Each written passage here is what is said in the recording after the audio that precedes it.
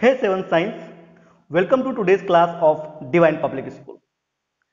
In our previous class, we just read a new chapter Acid, Bases and Salt. उसके अंदर अपन लोग acid को discuss कर चुके थे। एसिड खट्टा होता है, किन किन चीज़ों में एसिड होता है, मिनरल एसिड्स क्या होते हैं, ऑर्गेनिक एसिड्स क्या होते हैं। आज हम बात करेंगे बेस के बारे में। Now what is base? Base starts with B और बी से ही आपको याद रखना है बेसेस एसिड के कंपैरिजन में बिटर होते हैं, यानी कि बेसेस बिटर होते हैं, कड़वे होते हैं। वो एक अलग बात है, सारी कड़वी चीज बेस नहीं होती। So bases are bitter, acids are sour. दूसरी प्रॉपर्टी जो बेस की होती है कड़वा होने के साथ साथ, वो होता है इनका soppy solution. For example, baking powder को अगर आप टेस्ट करोगे तो वो बिटर निकलेगा, क्योंकि बेकिंग सोडा के अंदर क्या अवेलेबल होता है? बेस।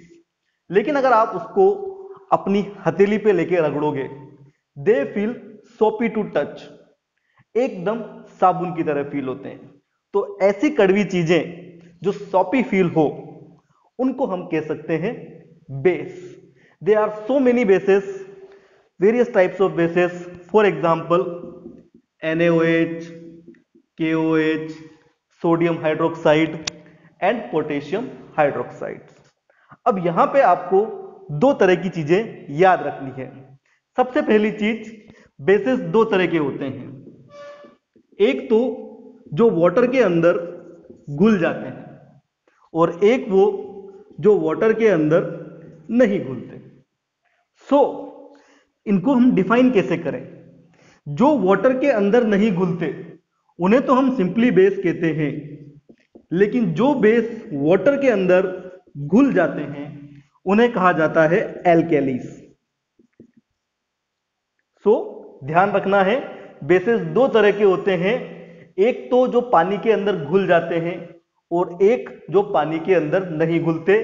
जो पानी के अंदर घुल जाते हैं उन्हें कहा जाता है एल्केलीज, और जो नहीं घुलते उनके लिए हम वर्ड यूज करते हैं सिंपल बेस। अब हम बात करेंगे कौन कौन से बेसेस हैं यूज के लिए हिसाब से। सबसे पहली बात है सोप, टेक्सटाइल इंडस्ट्रीज, इनके अंदर बेस का यूज होता है। पेट्रोलियम रिफाइनिंग,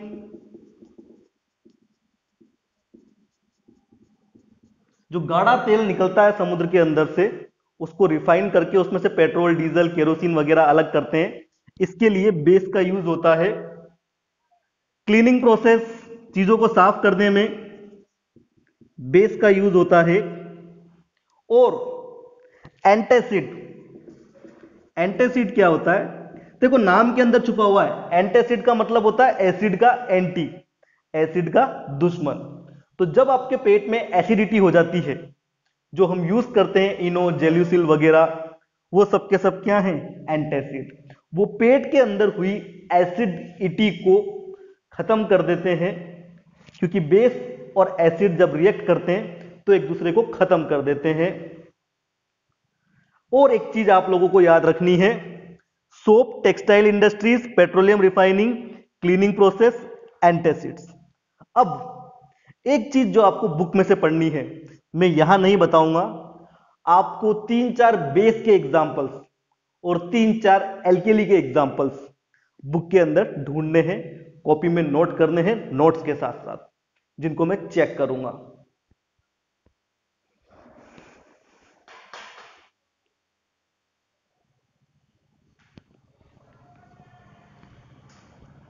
कुछ जनरल बेसिस होते हैं, लाइम वाटर, चूने का पानी, उसके अंदर जो बेस अवेलेबल होता है उसे कहा जाता है कैल्शियम हाइड्रोक्साइड। सोप सॉल्यूशन, साबुन का जो झाग होता है, उसके अंदर क्वांटिटी पाई जाती है sodium hydroxide, potassium hydroxide. Hydroxide ये डिनोट करता है बेस को। सोप के अंदर होता है सोडियम हाइड्रोक्साइड, पोटेशियम हाइड्रोक्साइड। हालांकि ये काफी ज्यादा स्ट्रॉन्ग बेस है, लेकिन इनकी क्वांटिटी काफी कम होती है सोप सॉल्यूशन में।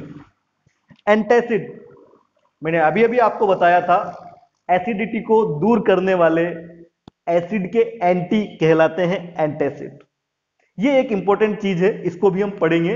एसिड और बेस जब रिएक्ट करते हैं तो एक दूसरे को खत्म कर देते हैं।